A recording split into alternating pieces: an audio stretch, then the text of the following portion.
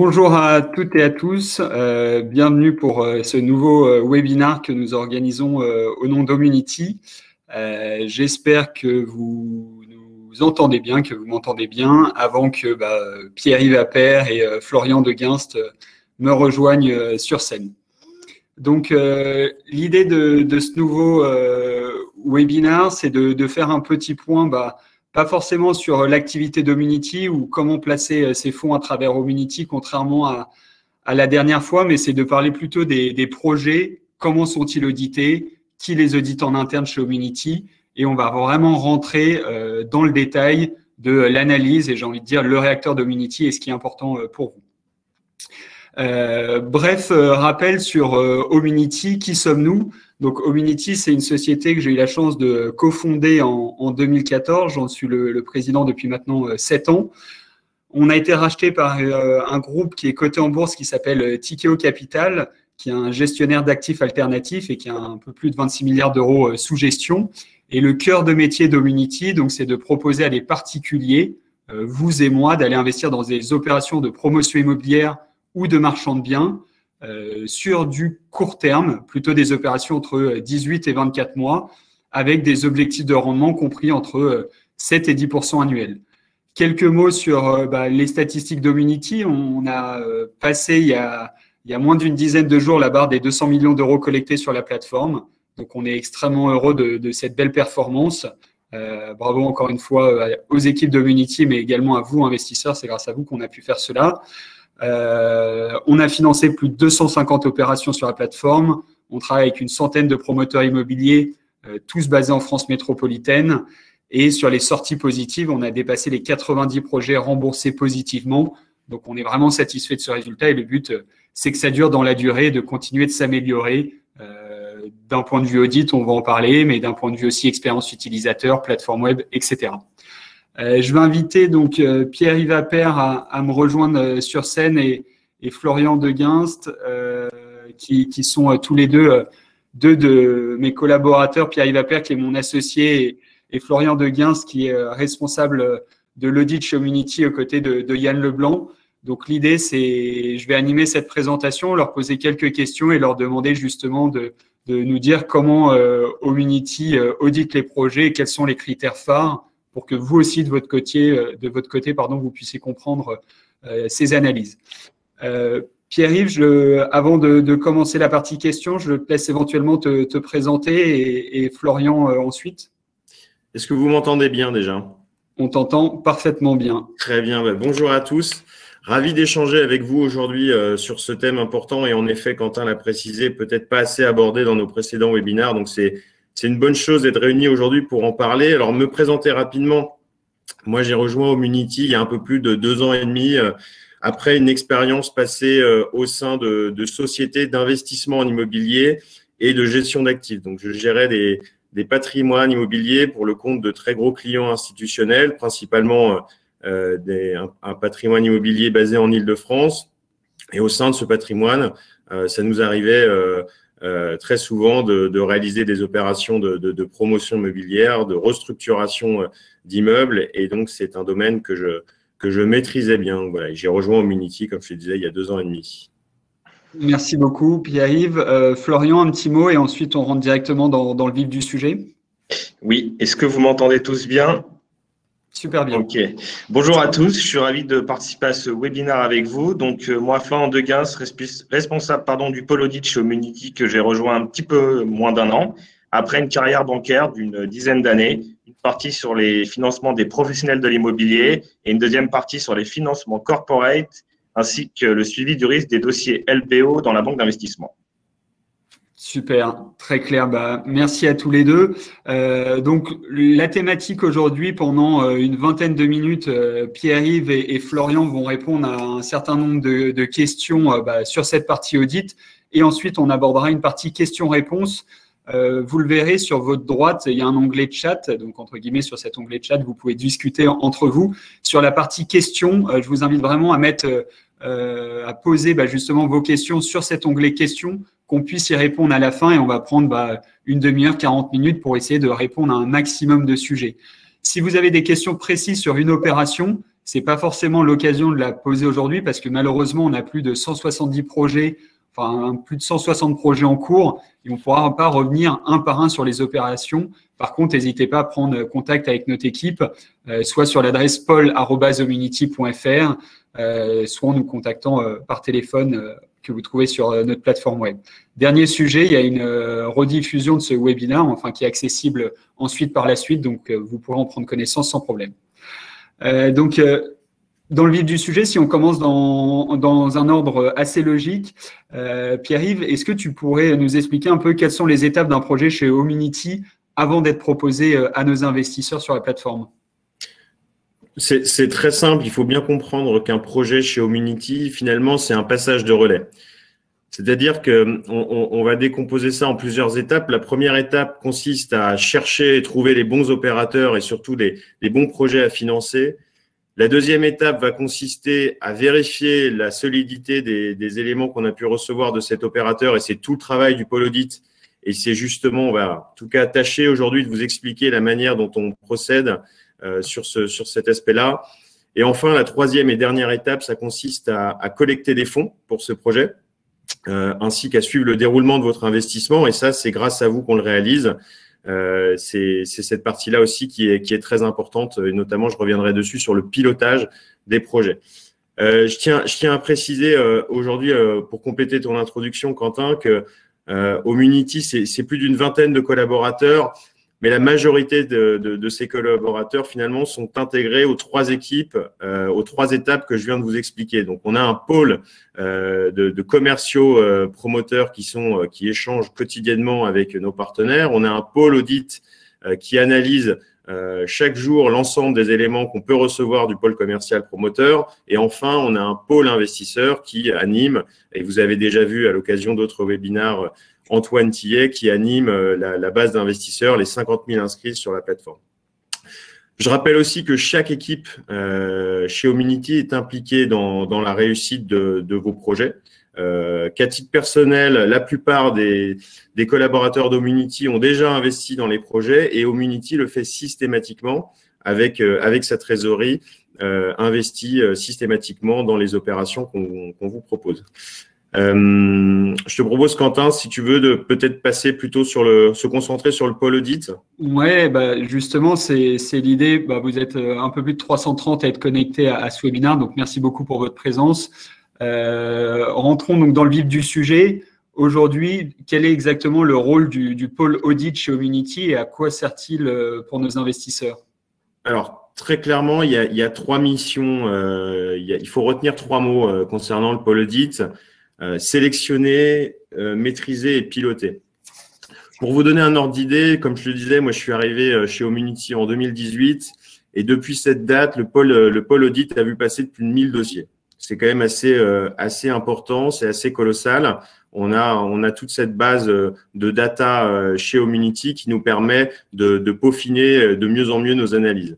Rien que l'an passé, c'est 400 dossiers qui ont été reçus pour simplement 71 financés. Ça représente moins de 20% des projets finalement. Et depuis la création d'Hominity, on a toujours été à peu près dans ces ordres de grandeur de 10 à 20% des projets reçus qui sont finalement financés, qui passent cette barrière de l'audit. Il faut bien comprendre donc derrière cette idée que Hominity a un devoir de sélection par rapport à vous.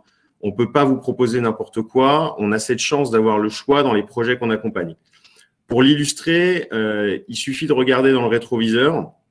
On constate que les 2 premières années d'activité d'Hominity, donc 2016 et 2017, qui ont vu plusieurs projets se faire financer, l'ensemble de ces projets ont été remboursés, capital plus intérêt. Donc, les premières années d'Hominity sont pour l'instant un succès. Ça ne garantit pas clairement les performances futures, ça ne garantit pas les dossiers que vous pourriez avoir en cours avec nous, mais ça vous permet, si vous voulez, de bien comprendre notre démarche et d'illustrer le fait qu'on a toujours été vigilant sur les projets qu'on peut vous proposer. Et on fait vraiment très attention à ça. C'est pour ça qu'on internalise toute cette data et toute cette audit. L'immobilier et la promotion en particulier, ça reste une activité quand même qui comporte un certain nombre de risques. Donc, notre rôle est en fait de le maîtriser. C'est pour ça que je parlais de maîtrise. Et comment on anticipe ces risques? Très simplement, donc on a créé une cartographie des risques chez Hominity et Florian va la détailler juste après. C'est un outil qu'on a développé en interne et en fait, on va systématiquement préférer financer des opérateurs que l'on connaît déjà. C'est beaucoup plus simple d'entretenir une relation commerciale avec quelqu'un que vous connaissez déjà. On a l'ensemble des informations sur sa structure, etc., etc. Donc, on est en tout cas beaucoup plus à l'aise pour le faire. Au même titre qu'on va toujours financer des projets qui présentent un certain nombre de prérequis. Je vais le développer juste après, mais on a en effet des prérequis. Est-ce que tu pourrais revenir? Donc, tu disais, depuis maintenant, ton arrivée en 2018, c'est plus de 1000 projets qui ont été regardés. L'année dernière, c'est quoi quelques statistiques sur le nombre de projets que vous avez vu passer, ceux qui ont été financés? Pas forcément sur la rapidité des collectes, on pourra en reparler, mais plutôt sur la partie analytique. Non, ouais, c'est tout à fait ça. C'est ce que je disais. L'an passé, on était à peu près sur 400 projets. 400 projets reçus et 71 financés. Donc, il y a vraiment, si vous voulez, un effet entonnoir. On va rentrer dans le détail après de ce qui nous permet de sortir certains dossiers.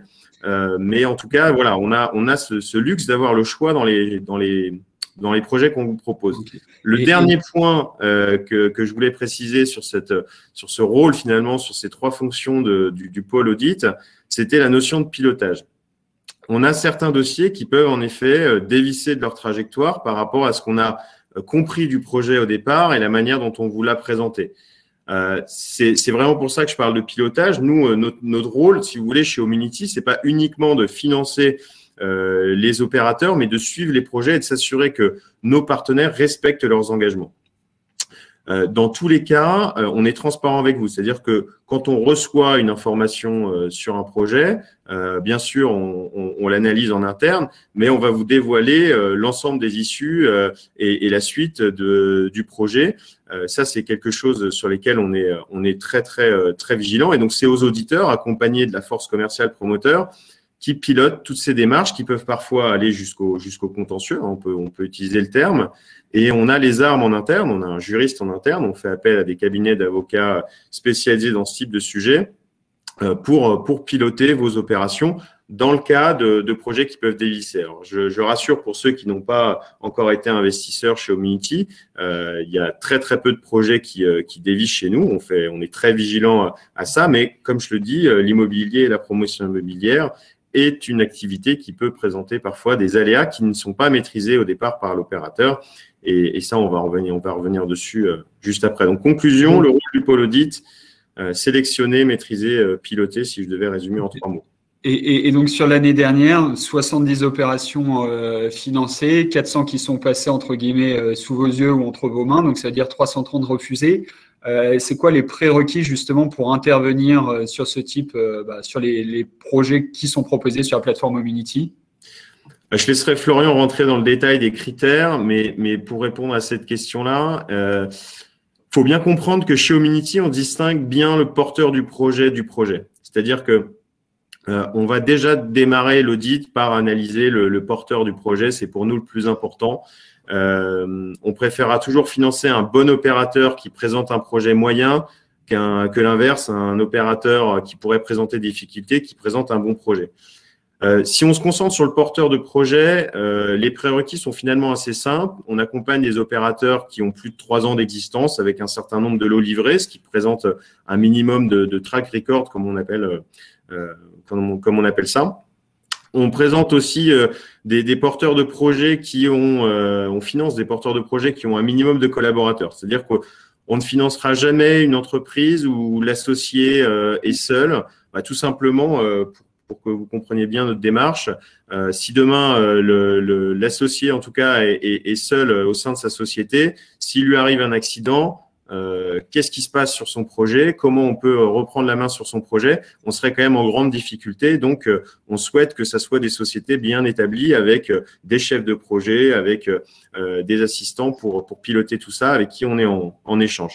Et enfin, le 3e prérequis sur le porteur du projet, c'est la bonne solidité financière et structurelle. Je laisserai Florian encore une fois détailler ce point-là. Pour les projets, c'est un peu différent. Finalement, c'est plutôt la qualité du porteur du projet qui va influencer notre approche sur l'opération à financer.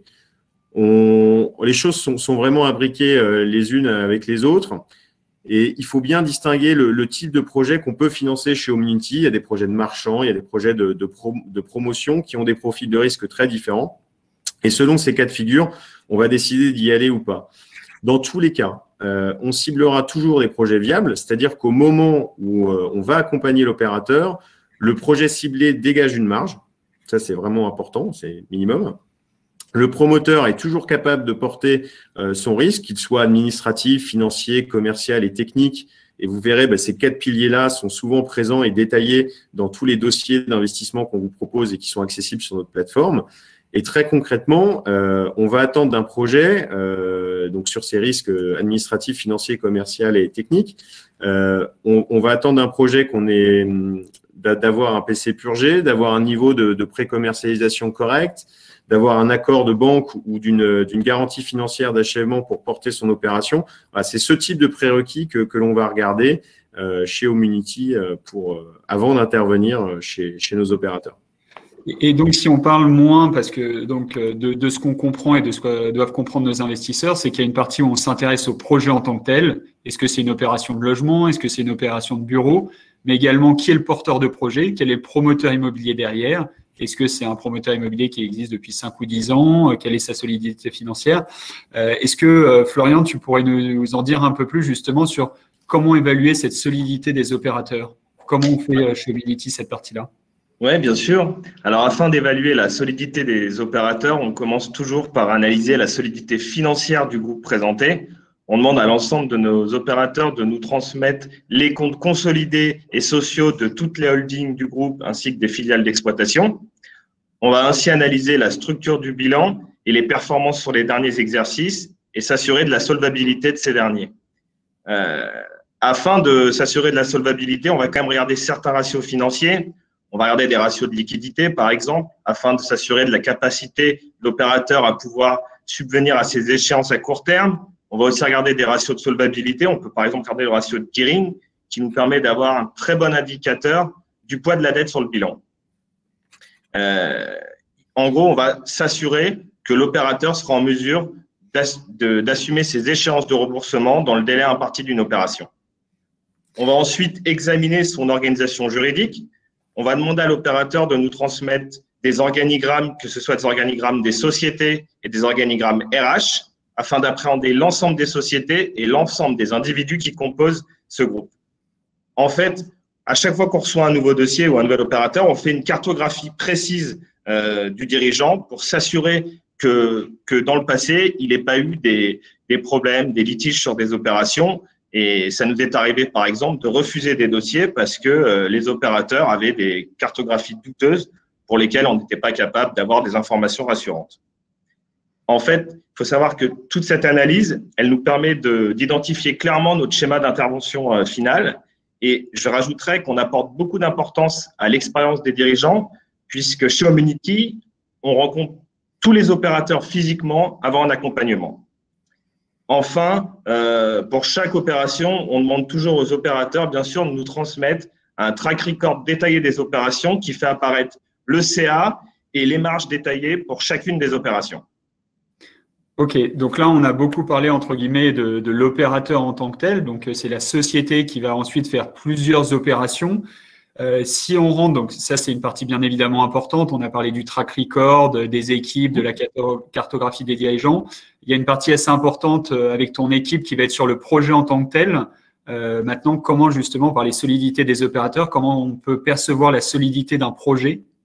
Oui, alors l'étude d'un projet, elle repose principalement sur les risques qu'il compose. Donc, quand je parle de risque, je parle de risque administratif lié aux autorisations administratives nécessaires à la réalisation du projet. Tu as le risque financier lié au bilan de l'opération, le risque commercial lié à l'avancement de la commercialisation et enfin le risque technique lié aux difficultés qu'on peut rencontrer sur la réalisation d'un projet. Donc, au niveau administratif, on va demander aux opérateurs de nous transmettre l'ensemble des autorisations administratives nécessaires pour le projet, type permis de construire, modificatif, déclaration préalable, changement de destination. On s'assure que l'ensemble de ces autorisations soient purgées de tout recours. On va également demander à l'opérateur de nous transmettre les éléments pour se titrer sur le foncier. Si c'est en financement, il va nous transmettre les promesses en cours de validité. Si c'est du refinancement, on va lui demander de nous transmettre les attestations d'acquisition notariée. Ça, c'est pour le risque administratif. Au niveau du risque financier, on va bien évidemment regarder le bilan de l'opération. On va s'assumer que l'ensemble des postes du budget soient cohérents avec la typologie de l'opération. On va regarder principalement un cas dégradé et on va s'assumer que si si le bilan est dégradé, que l'opérateur soit en mesure d'assumer un remboursement des dettes après une dégradation de son stock, par exemple. On va également regarder le risque commercial. Donc, pour le risque commercial, l'ensemble de nos équipes va évaluer le rythme de commercialisation des lots et réalise également une étude de marché. Donc, lors de cette étude de marché, on va s'attarder bien évidemment sur la concurrence des projets aux alentours de notre opération. Et on va également s'assurer que la typologie des lots et que les lots commercialisés soient en cohérence avec la demande du marché. Enfin, on va également évaluer le risque technique. Donc, celui-ci, il est analysé en fonction de la typologie de l'opération, que ce soit une opération de promotion résidentielle, tertiaire ou bien des locaux d'activité. Sachez que les critères d'analyse pour le risque technique reposent principalement sur le coût de construction, la localisation du projet, son planning et son intégration dans son environnement. Il est important de préciser que certains dossiers peuvent figurer d'exception. Je parle par exemple pour un risque administratif. Il est très bien possible qu'on accompagne un opérateur qui a un permis de construire modificatif non purgé. Mais dans ce cas-là, le risque il est clairement identifié et justifié et on peut dans certains cas prendre des garanties supplémentaires ou bien augmenter le taux investisseur. Ok, hyper intéressant et effectivement, c'est aussi l'une des forces d'Homunity, c'est de ne pas travailler qu'avec un ou deux opérateurs, mais une centaine d'opérateurs différents. Donc forcément, les opérations ne se ressemblent pas toutes et on va à chaque fois s'adapter justement dans nos analyses et faire des choix bien définis d'accompagner tel ou tel projet du coup. Si on aborde une autre partie du coup, quelles sont les étapes après l'analyse de l'opérateur et de son projet? Qu'est-ce qui se passe en interne justement dans ton équipe, Florian? Oui, donc il y a 3 étapes dans le process d'analyse chez Homunity. Donc il y a la première étape qui est l'audit interne. Donc l'audit interne, elle est réalisée par un analyste et un auditeur senior. On reprend l'ensemble des points de vigilance qu'on a évoqués précédemment au travers d'une grille d'audit précise de plus de 80 critères. Si on si on valide l'opérateur et le projet, on va alors le présenter à un comité interne. Donc, le comité interne, il se tient une fois par semaine et il est constitué de la direction d'Homunity, la direction commerciale et l'équipe d'audit. Donc, l'auditeur qui a analysé le dossier va le redescendre et le présenter à la direction d'Homunity en redescendant bien évidemment la grille d'audit et en échangeant sur les points critiques du dossier. Et si la direction d'Homunity décide de valider le projet, il y a alors 3 options possibles. La première option possible, c'est que l'opérateur est connu chez Homunity et qu'il est dans sa zone de confort qu'on a définie comme technique ou géographique. Dans ce cas-là, l'opération sera validée définitivement et financée sur la plateforme. Deuxième option possible, l'opérateur est connu chez Homunity, mais on estime qu'il n'est pas dans une zone de confort technique ou géographique. Et dans ce cas-là, on va le présenter à un comité de sélection externe. Troisième option possible, un opérateur qu'on ne connaît pas. Dans ce cas-là, en fonction de la typologie, on va le transmettre au comité de sélection externe. Donc, le comité de sélection externe, il est composé d'une dizaine d'individus. C'est un comité indépendant et c'est l'étape de validation finale du dossier, enfin, la dernière étape possible de validation d'un dossier chez Homunity. Il est composé d'une dizaine de personnes qui sont tous experts dans un domaine de compétences tels que la finance, la promotion résidentielle ou tertiaire, ou bien les techniques de construction. On sélectionne généralement 1 ou 2 membres et si le ou les membres valident le projet, celui-ci sera financé sur la plateforme. Alors, je voudrais juste rajouter qu'aujourd'hui, au Homunity, on a accompagné plus de 200 opérateurs et que désormais, on a quand même développé de certaines fortes compétences en interne avec des renforcements au niveau des équipes, notamment de l'équipe d'audit et de l'équipe commerciale, et que du coup, on sélectionne de moins en moins le comité externe. Ça, c'est quelque chose aussi pour rentrer dans l'historique d'Homunity. C'est une société que j'ai créée avec Arnaud Devergy et Charles Tétaux nous a rejoint assez vite. Arnaud Devergy, qui a rejoint la société de son père, qui est promoteur immobilier en 2018. On a appris petit à petit, j'ai envie de dire, on a accompagné un premier opérateur, on s'est bien entouré, c'était entre guillemets les premières opérations qu'on analysait. On a un track record avec 0 défaut depuis maintenant 7 ans. 100% des projets sur les premières années d'exercice où on est entré, pas dans cette phase découverte, mais encore apprentissage, ont été remboursés à 100%. On a eu que des sorties positives. Et aujourd'hui, ce qu'il faut avoir en tête, c'est Community, dans les acteurs français, on fait probablement partie des plateformes qui voient le plus de dossiers passer. Et même par rapport à une agence bancaire entre guillemets locale, elle ne voit pas passer 400 dossiers par an. Donc les compétences sont vraiment en interne. On a renforcé cet audit avec des gens comme Florian, qui avait passé plus d'une dizaine d'années en banque à avoir un certain nombre de dossiers passés. Pierre-Yves Appert, qui avait des compétences très particulières sur ces sujets-là. Yann Leblanc, qui est de chez Omunity et qui avait été formé par mon associé historique Arnaud Devergy. Donc, toutes ces compétences-là, j'ai envie de dire, depuis 7 ans, on commence vraiment à bien maîtriser cette partie-là. Et on va aussi un peu au-delà. Si on a besoin d'une compétence qui n'est pas dans notre comité de sélection externe, faire appel à un notaire, faire appel à quelqu'un sur des sujets juridiques très techniques, et ben on va sortir de ce comité et aller faire par nous-mêmes ces analyses. Dans les investisseurs aussi, pour être très terre à terre avec vous, Omunity, c'est une société où au tout début, on avait investi l'intégralité de nos économies avec mon associé Arnaud. On avait mis 15 000 € de capital à deux. Et les premiers investisseurs, c'était tout simplement nos parents, oncles et tantes, nos amis. Et aujourd'hui, ça reste le cas dans chacun de nos projets. Ça va un peu plus loin, dans le sens où Tikeo Capital, notre actionnaire, a monté un fonds qui fait 30 millions d'euros et qui vient investir dans nos opérations.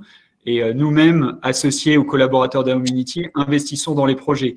Donc, dès que vous voyez une opération sur la plateforme, on ne la met pas spécifiquement pour à tout prix faire du chiffre d'affaires, parce que faire du chiffre d'affaires à court terme pour prendre une gamelle dans 2 ans, ça n'a strictement aucun intérêt. Et les premiers exposés, c'est nous avec la trésorerie d'Omunity, nous avec les fonds propres de Tikeo Capital, le fonds dont on parle qui fait 30 millions d'euros, nos collaborateurs, entre autres. Donc, ce souci de proposer vraiment que des projets de qualité et de maintenir ce défaut à 0% le plus longtemps possible, c'est vraiment un objectif et c'est la raison pour laquelle on travaille assez dur et qu'on fait en sorte de vous proposer des promoteurs et des opérations de qualité. Est-ce qu'on pourrait parler, donc bien évidemment, il y a toujours un risque de défaut, ce n'est pas un placement qui est garanti, le rendement est contractuel, mais il y a un risque de perte partielle ou totale du montant investi. Florian, sur la partie garantie prise généralement sur une opération, est-ce que tu pourrais nous donner quelques détails? Oui, donc pour chaque dossier chez Omunity, on prend une garantie pour protéger les investisseurs. Donc, en général, elle prend la forme d'une caution solidaire.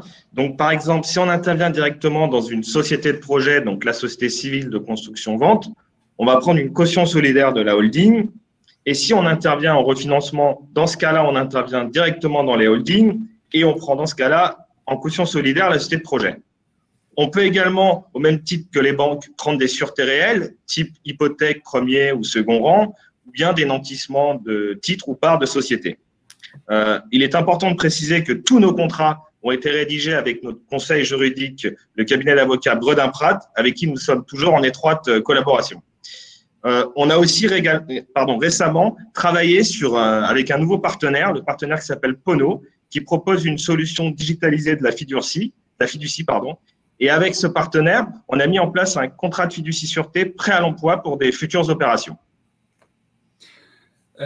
Merci Florian, c'est très clair et je vois qu'il y a beaucoup de questions. Vous êtes quasiment 380 à être connectés à nous regarder, donc merci encore une fois d'être là.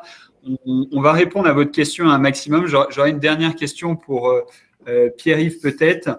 C'est plutôt pour vous donner des conseils à vous qui êtes investisseurs et qui êtes chez vous probablement.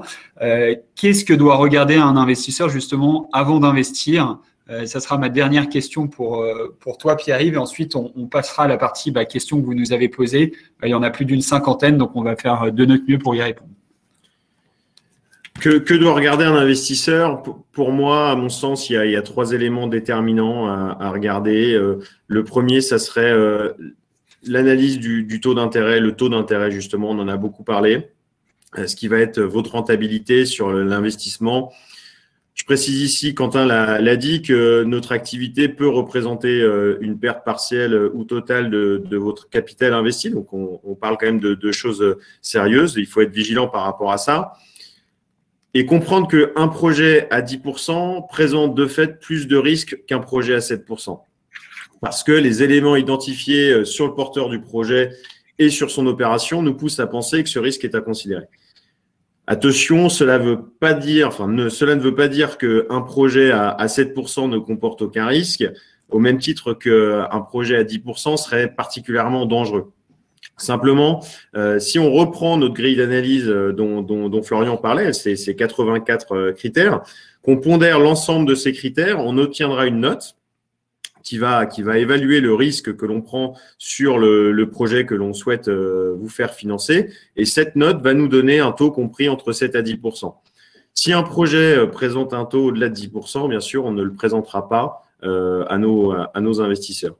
Le deuxième point déterminant, à mon sens, c'est la durée du projet.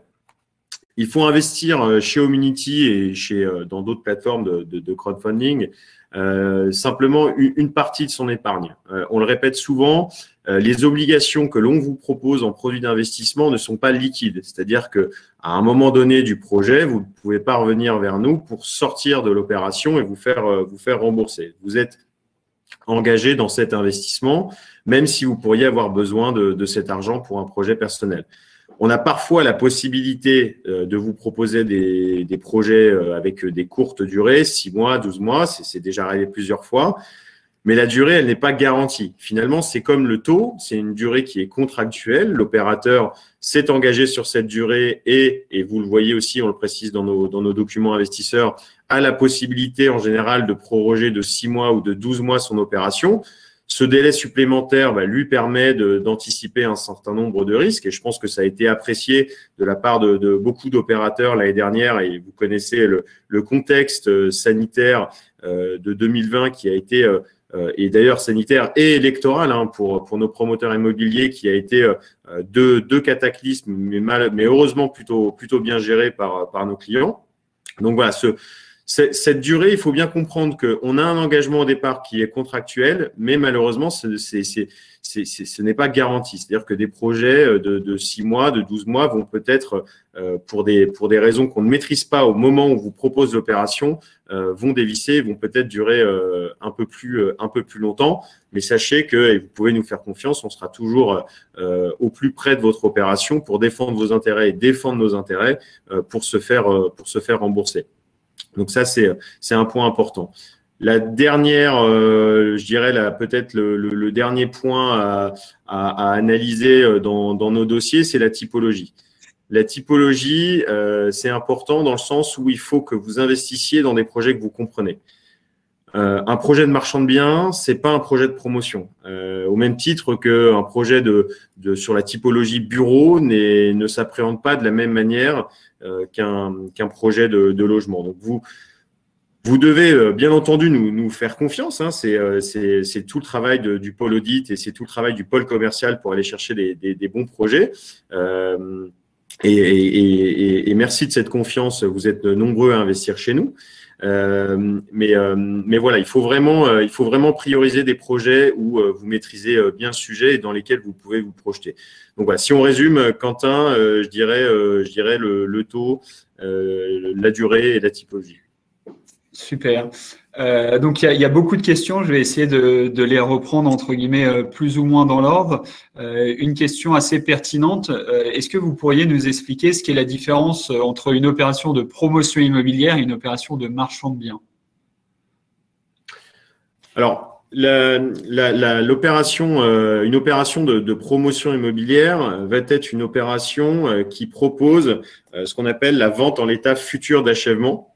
Donc, la vente en l'état futur d'achèvement, c'est la possibilité pour l'opérateur de vendre pendant la réalisation de son opération. Donc, il ne peut le faire que s'il contracte une garantie financière d'achèvement et ça va lui permettre de récupérer une partie des flux au fur et à mesure de l'avancement de son opération. Je ne sais pas si certains d'entre vous ont déjà investi dans un bien neuf en VFA. On entend souvent parler du Pinel. Typiquement, vous avez dans l'acte d'achat un calendrier qui est fixé sur l'avancement de l'opération. Donc, vous allez décaisser ces sommes-là au fur et à mesure de l'avancement de l'opération. Donc, on va parler de construction neuve. Un immeuble est neuf pendant 5 ans. Pardon. Au-delà, ce n'est plus le cas. Contrairement à une opération de marchand de biens, une opération de marchand de biens va parfois même ne pas nécessiter un permis de construire. Une opération de marchand de biens va plutôt consister à rénover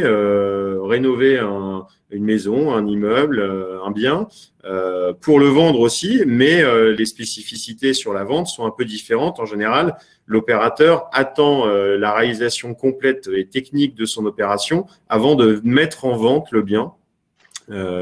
J'ai cette spécificité-là en tête. Florian, je ne sais pas si tu as d'autres, si tu peux compléter cette réponse-là. Non, c'était très clair sur les opérations. Oui, excuse-moi, Quentin. C'est assez clair et surtout, il y a beaucoup d'autres questions, donc je me permets d'enchaîner. Éventuellement, Florian, sur est-ce qu'on sélectionne que des projets basés en France? Si tu peux dire un petit mot là-dessus, sur les projets qu'on sélectionne sur leur zone géographique. Oui, les projets qu'on sélectionne sont tous en France métropole, hors Corse. Donc oui, et on essaie de sélectionner des projets qui sont dans des zones géographiques plutôt prime pour que les investisseurs soient rassurés. Ouais. Merci. Il y a aussi, et pour compléter, Alexandre nous pose la question pourquoi on ne propose pas des opérations dans des pays voisins. La réponse est assez simple, c'est que Homunity est vraiment spécialisé sur le marché financier, sur le marché français, le marché de la promotion immobilière française. Et donc, c'est entre guillemets notre zone de confort. La promotion immobilière est très particulière dans d'autres pays. Donc, on ne va pas sur des choses qu'on ne maîtrise pas. Et pareil, on ne va pas en Corse ou dans les dom-toms parce que ça peut être des marchés un peu particuliers et on a à cœur de se rendre régulièrement sur les opérations qu'on accompagne. Donc, ça fait partie des raisons de ce choix géographique. Il y a Didier qui nous pose la question sur notre grille d'audit. Est-ce que vous pourriez nous en dire un peu plus justement sur cette grille d'audit? On a dit qu'il y avait 80 points différents qui étaient abordés. Mais donc, est-ce que vous pourriez un peu nous en parler? Florian, tu compléteras si besoin. La grille d'audit, pour nous parler de manière très concrète, donc c'est un outil qu'on a mis en place chez Homunity. L'onglet principal va en effet être un tableau de 84 critères qui fait référence à d'autres onglets puisque c'est des outils d'analyse qui nécessitent parfois d'autres tableurs à côté pour affiner tel ou tel critère. Donc, ces 84 critères, on a 36 critères qui concernent l'opérateur. Le reste va porter sur l'opération. On va avoir différentes familles de critères. Donc, sur l'opérateur, on l'a précisé dans les réponses qu'on a pu faire. On va analyser plus son organigramme juridique ou structurel RH et d'autre part, on va aussi regarder une famille de critères qui va concerner plutôt les ratios financiers de ses bilans et de ses comptes de résultats. Sur le projet, on va reprendre les risques d'une opération. J'ai parlé d'administratif, technique, financier et autres. Et en fait, sur chacun de ces critères, on va placer le curseur du risque. Le curseur du risque, il est défini. On peut prendre des critères très simples. Je prends un exemple d'un ratio financier. On va mettre des fourchettes sur tel ratio financier. L'opérateur se situe sur une base de 1 à 10, pour vraiment faire simple, se situe à 5. Donc, il va être sur plutôt un risque modéré. Et tous ces éléments-là vont être analysés. Les 84 critères, le curseur du risque va être placé sur l'ensemble de ces critères. Et à la fin, ces critères sont pondérés. Il y a forcément des critères qui sont plus importants que d'autres, notamment sur des documents qui pourraient nous manquer, sur la présence d'informations importantes sur la commercialisation, etc. Donc, une fois que c'est pondéré, ça sort, ça nous donne un profil de risque. Ce profil de risque, on s'est tout simplement inspiré de ce que peuvent faire les sociétés de notation connues. Vous connaissez tous Euler, Hermès et autres. L'objectif, c'est de donner une note finalement à la fin de notre analyse et cette note va être traduite par un taux, le taux de 7 à 10% qu'on évoque souvent dans nos présentations et qu'on a évoqué avec vous aujourd'hui. Je rebondis sur ce taux et éventuellement toi, Florian, qui a travaillé dans une banque. Laurent nous pose la question, pourquoi un promoteur immobilier paye-t-il 8 à 10% d'intérêt en crowdfunding quand une banque lui prêterait pour beaucoup moins cher? Alors tout simplement parce que la banque, quand elle fait un prêt pour un promoteur, cette banque impose des fonds propres et c'est sur cette quote-part de fonds propres que nous, on intervient aujourd'hui. Donc c'est pour ça qu'on lui propose des taux qui ne sont pas les mêmes que la banque. Et il ne faut pas l'oublier, Omunity n'a vraiment pas vocation à remplacer les banques. Sur l'immense majorité de nos dossiers, on est vraiment complémentaires à ces dernières. Donc c'est un élément assez important. Et je précise aussi qu'on a démocratisé cette pratique, mais les promoteurs immobiliers se finançaient à ces taux-là et même des taux beaucoup plus importants depuis des décennies. Le crowdfunding immobilier, on a parlé on parle souvent d'innovation, mais l'innovation, elle est sur le support, elle est sur l'aspect très digital et très numérique de notre activité. Elle n'est pas du tout sur le fond, c'est-à-dire que les promoteurs immobiliers, si vous en avez autour de vous, demandez-leur. Les promoteurs immobiliers se finançaient avec des taux très importants, des partages de marge, avec des tours de table. Vous avez peut-être entendu ce terme-là qui est devenu dans le langage commun. Et donc, Omunity, ainsi que ses concurrents, on n'a rien réinventé. Hein. Les choses se passaient déjà comme ça. Christine nous pose la question, quels sont les frais que je dois payer si, par exemple, j'investis 1 000 € sur la plateforme? Quentin, si tu veux peut-être répondre à cette question. C'est assez simple, il n'y a pas de frais d'entrée ou pas de frais de sortie ou pas de frais de gestion pour nos investisseurs. Simplement, si vous réglez par carte bleue, il y a une contribution aux frais bancaires que nous, on paye, donc c'est 8 €. Mais c'est pour ça qu'on vous incite vraiment à investir par virement, où du coup, c'est totalement gratuit pour vous. Et comme ça, vous n'avez pas de frais, il n'y aura pas de frais de gestion non plus, mais ça, quoi qu'il arrive, il n'y en a pas. On parlait des petits bugs sur la plateforme depuis hier. Je ne sais pas si vous avez lu dans les journaux, l'un des leaders sur ce secteur des espaces de stockage, OVH, a eu un incendie sur tout l'un de ses bâtiments qui a eu des répercussions sur des millions de sites internet français. On est aussi concerné là-dessus, donc c'est quelque chose qu'on espère qui sera assez court terme, qui ne posera plus de problème. Pourquoi on nous posait aussi la question, pourquoi on ne va pas chez Amazon ou autre? Ça, c'est des choix. On n'a pas qu'un même hébergeur. On aime bien travailler avec des sociétés françaises et qui nous suivent aussi historiquement depuis le début. Donc voilà, c'est passager. Ça fait malheureusement partie de la magie du web, entre guillemets, où tout ne fonctionne pas aussi bien qu'on le voudrait. Une question aussi sur la rapidité des collectes. Pierre-Yves ou Florian, si vous pourriez en dire un mot. Certains investisseurs nous posent la question, un projet souscrit en 3 minutes, comment est-ce possible? Ou nous disent, j'ai quasiment pas eu le temps de voir le bouton investir, elle s'est déjà collectée. Vous êtes, à l'image de ce webinaire, vous êtes nombreux à vous connecter en même temps sur le site internet quand un projet sort. Vous recevez cette newsletter qui vous indique demain à telle heure, vendredi 12 à 16 heures, une opération est proposée sur la plateforme d'Omunity.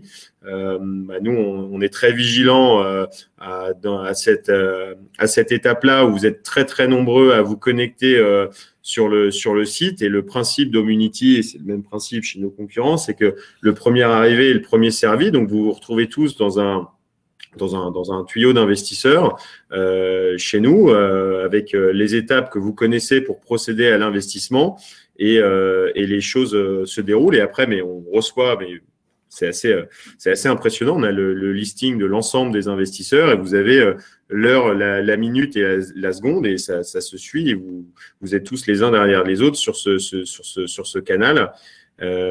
Après, ça, c'est la technologie. Quentin, tu as peut-être plus d'éléments, toi, sur la partie investisseur, puisque c'était aussi ton domaine au départ.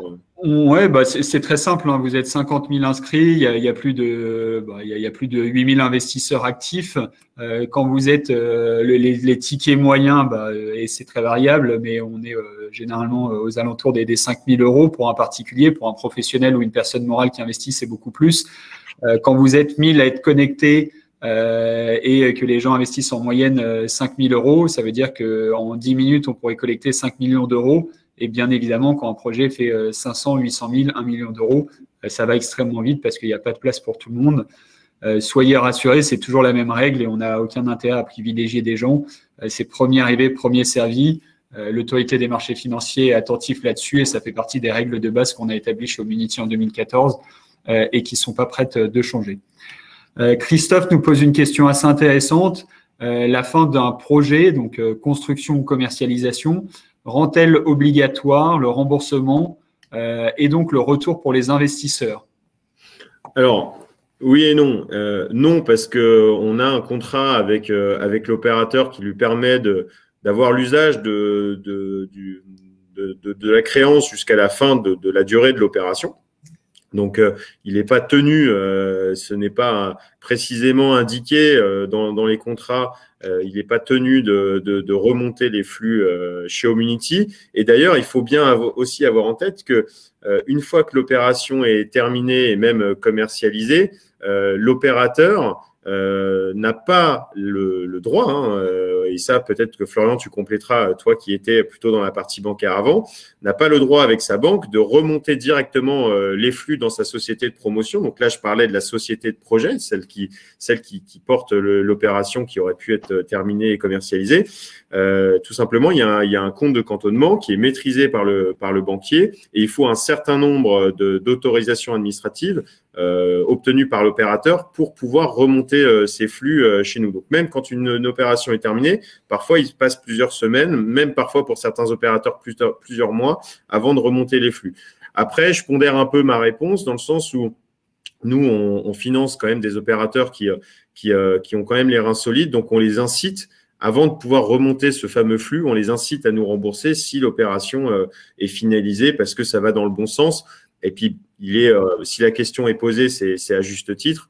Si nos investisseurs constatent que l'opération est finie et commercialisée, je peux comprendre l'interrogation de dire pourquoi nous, on n'est pas remboursé si l'opérateur a terminé. Et est-ce que tu pourrais rentrer dans ce détail, du coup, Florian, sur comment est-ce possible, d'un point de vue aussi flux financier, que je dis n'importe quoi, un opérateur qui a fait 30 logements à Paris, les a livrés, on est le 11 mars, donc il a livré ses logements le 11 mars, c'est commercialisé à 100%, et pour autant, les investisseurs d'Homunity ne sont pas remboursés le 11 mars. Comment est-ce possible et qu'est-ce que, du coup, imposent les banques sur ce sujet-là? En fait, pour la remontée des fonds propres, donc c'est la banque qui décide. C'est une décision qui remonte au département des risques. Et en fait, ça doit répondre à un certain nombre de critères. Et une fois que les critères sont remplis, l'opérateur doit demander à la banque pour la remontée de fonds propres. Et ça passe en comité au même titre que quand on apporte un nouveau dossier. C'est pour ça que ça prend du temps. Donc effectivement, c'est pas parce qu'une opération est livrée qu'on va tout de suite recevoir les fonds propres de l'opération. Et c'est pour ça, donc, dans cette question, et après, bien évidemment, l'opérateur n'a pas le droit d'aller réutiliser ses fonds sur d'autres opérations. Ça, c'est très clair et très strict là-dessus. Mais donc, généralement, il peut y avoir un léger décalage entre la livraison de l'opération et le remboursement des investisseurs. Et j'ai envie de dire, pour vous, investisseurs, c'est tout à votre avantage parce que votre argent continue de courir au rendement indiqué, 7, 8, 9 ou 10%. L'opération est totalement dérisquée. Elle a été livrée, elle a été commercialisée. Donc, c'est plus qu'une question de temps. Et soyez rassurés aussi, généralement, le promoteur immobilier n'a qu'une envie, c'est de vous rembourser parce que vous leur coûtez cher. Donc, c'est pour ça et c'est assez intéressant. Parfois, on voit aussi, on est remboursé par anticipation par le promoteur immobilier dès qu'il a pu remonter sur cette partie fonds propres. D'autres questions éventuellement sur comment est déterminé le rendement, pourquoi 7, 8, 9 ou 10%. Jacques nous pose cette question assez pertinente. Comment l'approche, on l'a définie. Après, pourquoi on est sur cette fourchette? C'est une fourchette de marché. Encore une fois, je le disais, ceux qui faisaient cette même activité avant étaient plutôt entre 8 et 15%. Donc, les plateformes comme Homunity se positionnent sur cette tranche de 7 à 10%. Et après, donc, la manière dont c'est analysé, c'est exactement ce que je disais juste avant. C'est un profil de risque qui est défini grâce à ces 84 critères sur lesquels on vient placer le curseur de risque. Ces critères sont pondérés, nous donnent un profil de risque qu'on vient noter de A+ à C-, et après, ce profil de risque nous permet d'avoir un taux de 7 à 10%. Et après, dans le profil des opérations, ce qu'on précisait, c'est que si on on a un profil de risque élevé, ça va être justifié par sa situation commerciale, sa situation technique, son implantation, la taille de l'opérateur, etc. Un projet à 7%, nécessairement, va concerner un opérateur qui a peut-être les reins plus solides, avec une opération plus sécurisée sur ses aspects de risque administratif et autres. On va encore continuer avec quelques questions avant de faire une petite conclusion là-dessus.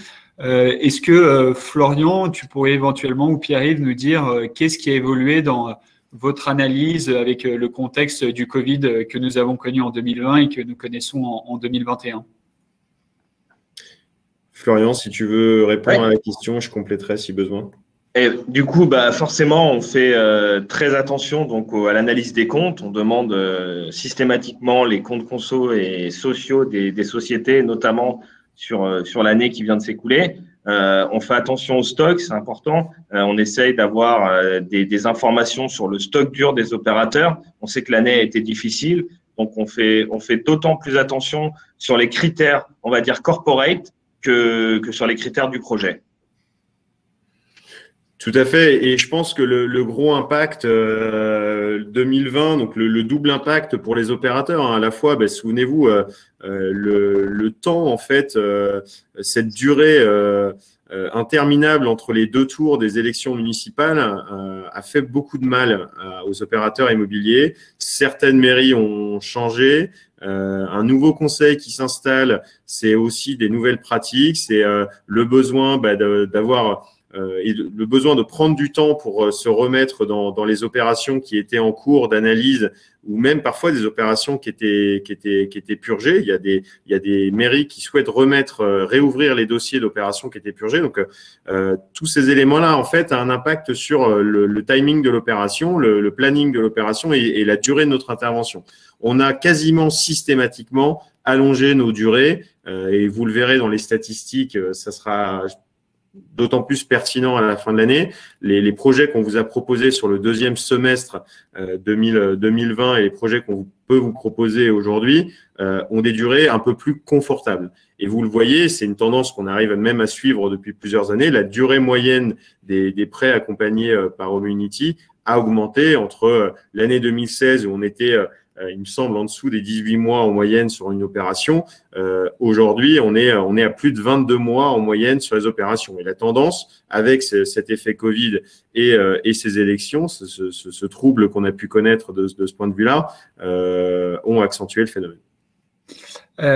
Clément nous dit « J'ai défini un montant d'allocation de mon patrimoine à allouer sur les projets Homunity. Je n'ai pas encore atteint le montant total de cette allocation. Auriez-vous une stratégie à me préconiser dans l'investissement de cette somme sur les projets dans le temps ?» Ça, c'était Clément, je vous invite éventuellement à regarder le webinaire qu'on avait fait le mois dernier en février sur justement la stratégie d'investissement. Nous, on vous invite, je prends un exemple tout bête, si vous avez 20 000 euros à investir, par exemple de faire 20 tickets à 1 000 euros ou 10 tickets de 2 000 euros et d'aller choisir des promoteurs immobiliers différents dans des zones géographiques différentes, sur des typologies différentes et sur des rendements différents. Il n'y a pas de frais d'entrée, pas de frais de sortie, pas de frais de gestion, donc ça ne vous coûte pas plus cher d'investir dans un projet que dans 10 projets différents. Donc, profitez-en, c'est vraiment l'un des avantages de notre modèle. Sur cette partie-là, je vais prendre peut-être une dernière question et on fera une conclusion. Est-ce que vous pensez, justement, vous qui êtes à l'audit, est-ce que les rendements vont avoir tendance à diminuer sur Homunity ou sur les plateformes de crowdfunding immobilier, ou est-ce que l'objectif, c'est de garder ce même niveau de rendement qui est entre 7 et 10% annuel chez nous? L'objectif est bien sûr d'apporter un maximum de rémunération à nos investisseurs pour se détacher d'autres produits d'investissement et d'autres produits financiers, mais la tendance clairement est à la baisse pour plusieurs raisons. On accompagne des projets et des opérateurs qui présentent de moins en moins de risques ou d'incertitudes. On le précisait et après on est très satisfait d'avoir clôturé nos premières années d'investissement 2016, 2017, 2018 et en cours on est en train de sortir des dernières opérations. Mais en accompagnant forcément des opérateurs plus solides, le taux, sachant que le taux rémunère le risque, on va avoir une baisse du taux dans les années futures. On le constate déjà, on est passé sous la barre assez symbolique des 9% pondérés sur tout le marché du crowdfunding immobilier. Donc, c'est des éléments qui sont quand même à prendre en compte. Mais après, il faut quand même se rendre compte que de tels niveaux de rémunération se détachent quand même d'autres produits qui vous sont proposés. Donc, ça restera toujours intéressant. Et même demain, après la question, ça sera intéressant, mais la question, on peut aussi vous la retourner et vous la poser. C'est si demain, on accompagne encore une tranche d'opérateurs d'une dimension supérieure, on vous proposerait par exemple des promoteurs du top 10 ou du top 20 des promoteurs nationaux, ou même si demain on vous propose des projets axés sur le développement durable, etc. Est-ce que vous seriez prêt à avoir aussi une dégradation de cette rentabilité qui serait peut-être pas de 7 à 10%, mais de 4 à 7% par exemple? Ça, c'est aussi des choses, c'est des chantiers qu'on va mener avec vous en échange avec beaucoup de nos investisseurs. Donc, c'est des questions qu'on pourrait être amené aussi à vous poser. Merci beaucoup Pierre-Yves. Toute petite conclusion avant de vous laisser. Il est bientôt 18h, il est 17h56. Tout d'abord, merci beaucoup Pierre-Yves et Florian pour ce webinaire et pour ces précisions. Merci à Sabrina Viniger de l'avoir organisé. Ayez vraiment en tête que l'audit et la manière d'auditer et de sélectionner les projets, c'est notre principale préoccupation chez Homunity.